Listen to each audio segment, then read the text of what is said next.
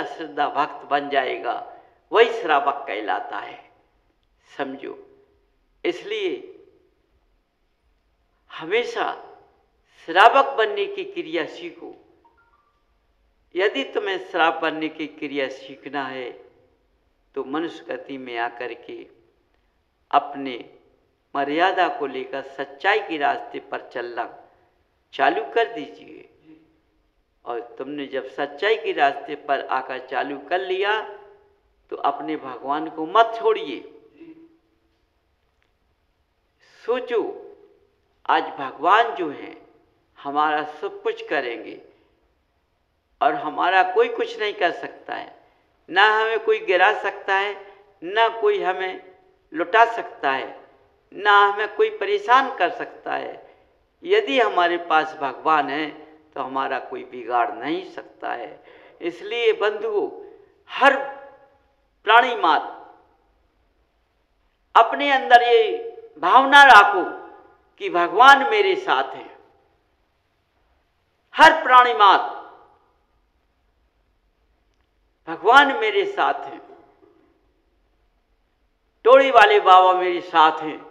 जंगल में भी चले जाओगे तो आपत्ति नहीं आएगी, टोड़ी वाले बाबा रक्षा करेंगे। कहीं भी देख लेना, जंगल में फंस के, आपत्ति में फंस के, यदि सच्चा ध्यान श्रद्धा तुमको यदि होगी भगवान के ऊपर तो इस वक्त पुकारोगे, उसी वक्त तुम्हारे ऊपर फांसी के फंदे टूट जाएंगे।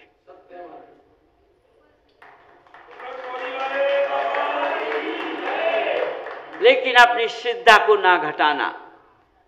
ये व्यंतरवादी क्या करेंगे? इन व्यंतरवासियों तुम डरते हो, ये कुछ नहीं कर सकते हैं।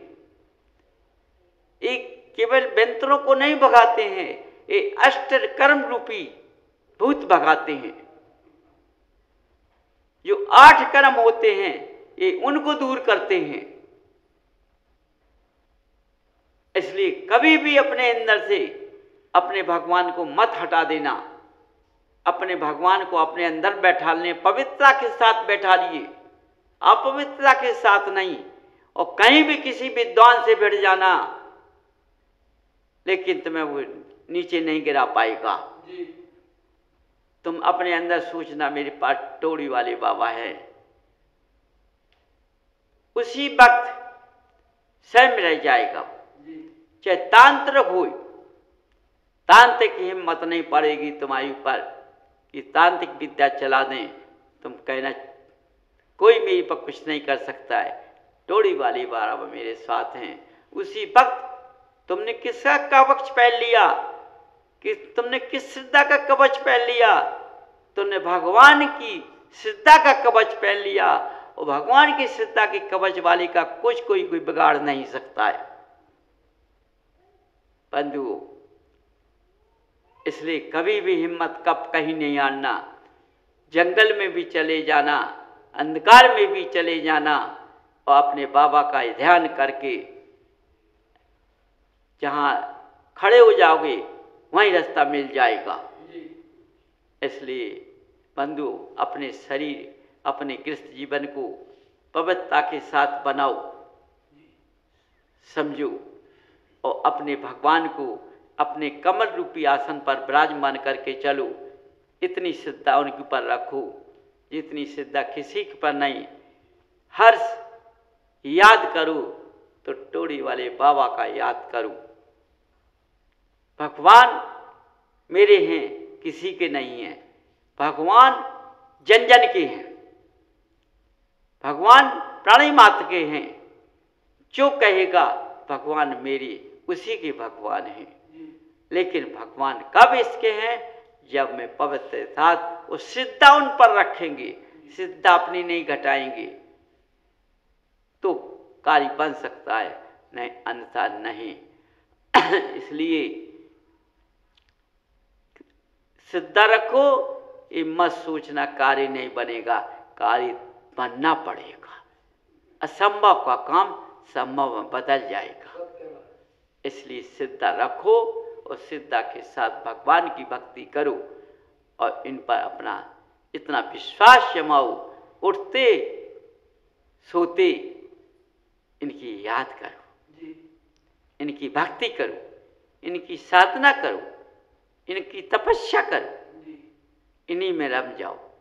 चाहे सुबह हो चाहे शाम हो, इनके अंदर रम जाओ 2 घंटे के लिए, इनके अंदर रम जाओ, इनकी भक्ति में रम जाओ। देखो बंधुओं, तुम ही कहोगे कि मैं गृहस्थ जीवन के अंदर स्वर्गों का सुख भोग रहा हूं। एक दिन तुम कहोगे कि हम गृहस्थ जीवन के अंदर स्वर्ग का भोग रहा हूं। किसी की कमी नहीं पड़ेगी, समझ जाओ। इसलिए भगवान पूर्ति करेगा तुम्हारा, इसलिए उसकी श्रद्धा जगाओ, उनकी चरणों मस्तक झुकाओ, उनकी भक्ति और साधना करो। मैं अपनी वाणी प्रारंभ करता हूँ। सौधर्मेंद्र ने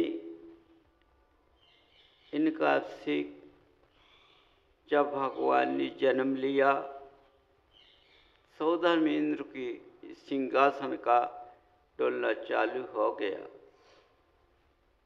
इन्होंने अपने ज्ञान की धारा से पता लगाया कि भरत क्षेत्र के अंदर भगवान ने जन्म ले लिया है। तुरंत अपने साजबाज के साथ उस नगर में आए और भगवान के नगर को देखकर बहुत खुश हुए, महल को देखकर बहुत खुश हुए।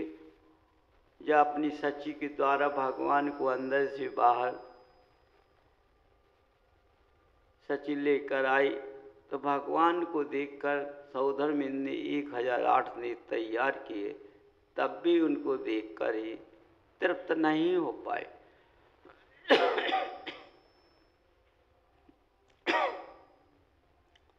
देखो भगवान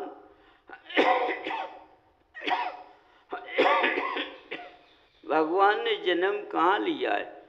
भारत क्षेत्र के अंदर लिया है और अयोध्या नगर में लिया है। जब भगवान ने जन्म लिया तब देवों ने उत्सव मनाया है इनका। देखो हर उत्सव भगवान के देवों ने मनाए हुए हैं, मनुष्यों ने किसी ने नहीं मना पाया। और गर्भ से लेकर मोक्ष तक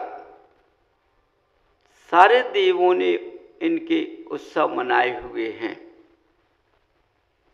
समझो, देखो भगवान ने जब तप किया, केवल ज्ञान प्राप्त हुआ तो कुबेर को मौका मिला, तो उन्होंने जहाँ जहाँ भगवान का समूषण लगाया वहाँ उनकी वाणी बिखरी।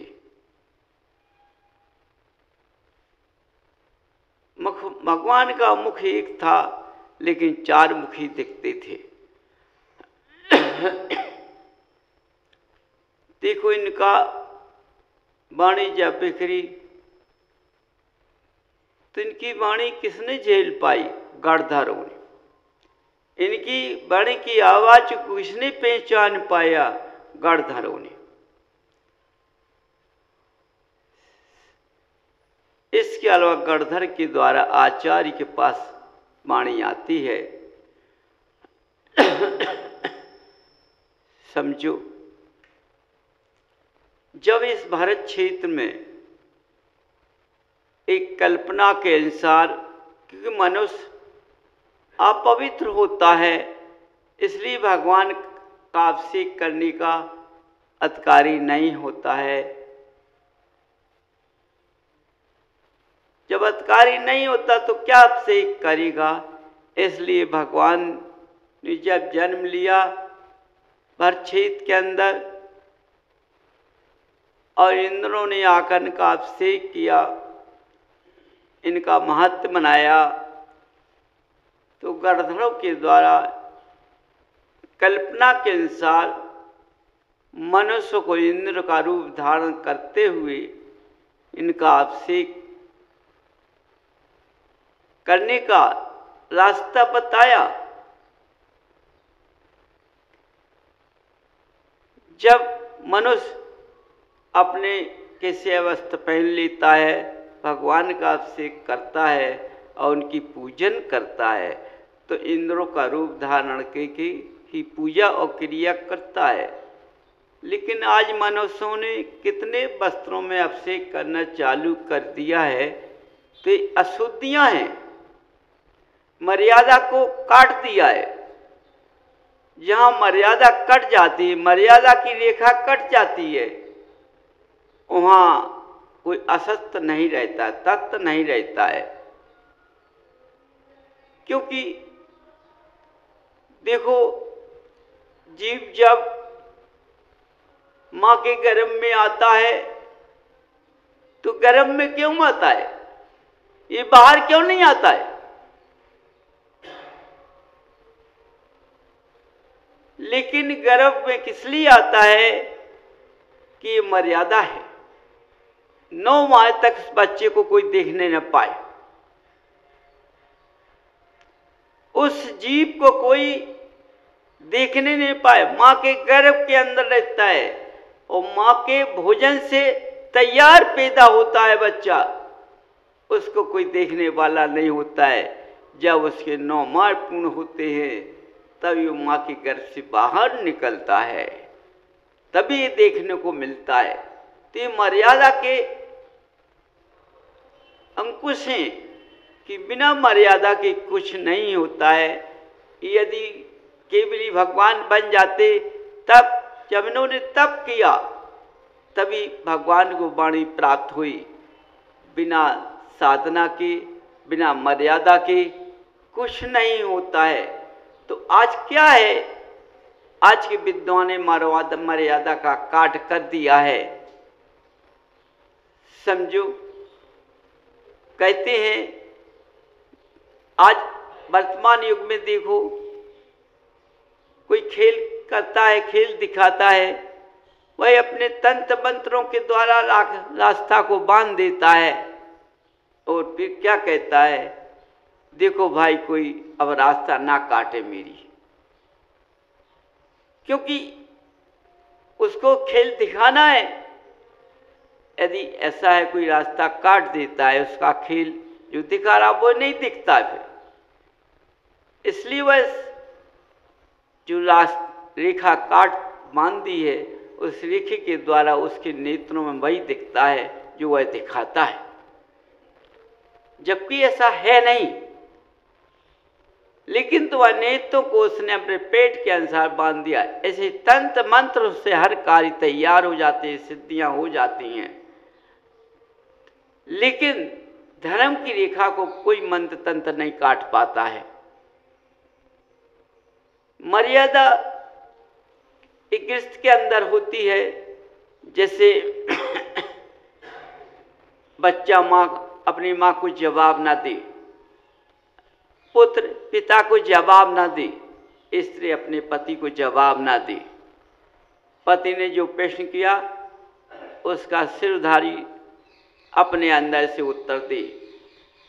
लेकिन आज वर्तमान में देखा जाता है कि गृहस्थ के अंदर भी मर्यादा चली गई है, क्योंकि न पति का पता पड़ता है कि स्त्री का पति है, न ये पता पड़ता है कि स्त्री का ये आदमी है, ये न पता पड़ता है कि ये स्त्री का नौकर है, ये कोई पता नहीं पड़ता है। ये भी पता नहीं पड़ता है कि ये स्त्री का पुत्र है, क्योंकि आज महिलाएं अपने पति को पति भी बना लेती हैं, आदमी भी बना लेती हैं, नौकर भी बना लेती हैं, पुत्र भी बना लेती हैं। क्यों? आज का मर्यादा चली गई, ज्ञान चला। जहां मर्यादा होती है ज्ञान की चक्षु रेखा होती है, तो गृहस्थ के अंदर का ज्ञान चला गया है। क्योंकि आज महिलाएं अपने पति से पति नहीं कह पाती, प्राणपति से प्राणपति नहीं कह पाती, हे स्वामी नहीं कह पाती, नाथ नहीं कह पाती, कुछ नहीं कह पाती। ज्यादा क्या है बोल, इधर आओ। क्या है बोल, पुत्र का नाम ले देती हैं, बुलाना है पुत्री का नाम ले लेती हैं। ज्यादा होता है, नौकर खड़ा होता है तो नौकर से कहती हैं हमारे आदमी को लेकर आओ। अब जब पुत्र का पत्नी का पति आदमी बनता है तो नौकर आदमी कहलाता है। तो आज ये गृहस्थ के अंदर परिभाषा चल रही है चारों तरफ। माने महिलाएं पढ़ी लिखी भी तो सब छोड़ के भी हस्बैंड कहती हैं। अब देखिए कि उसने अपने पढ़ने में अपने पति को हंस और बैंड दोनों बना लिया है। हम हंसेंगे तुम बाजा बजाना।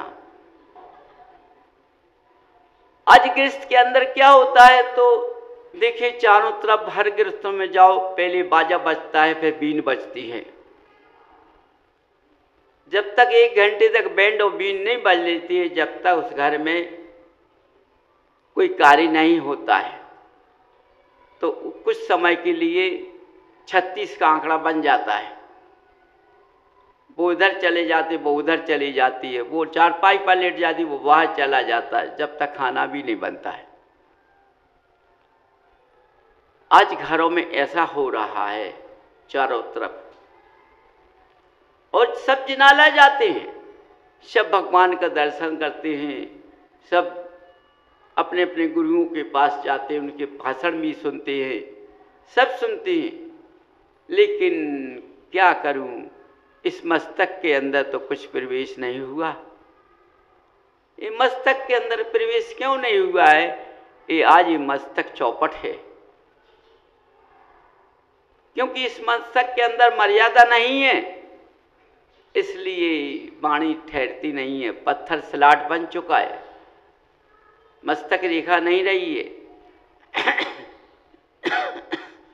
इसलिए स्लाट बन चुकी है।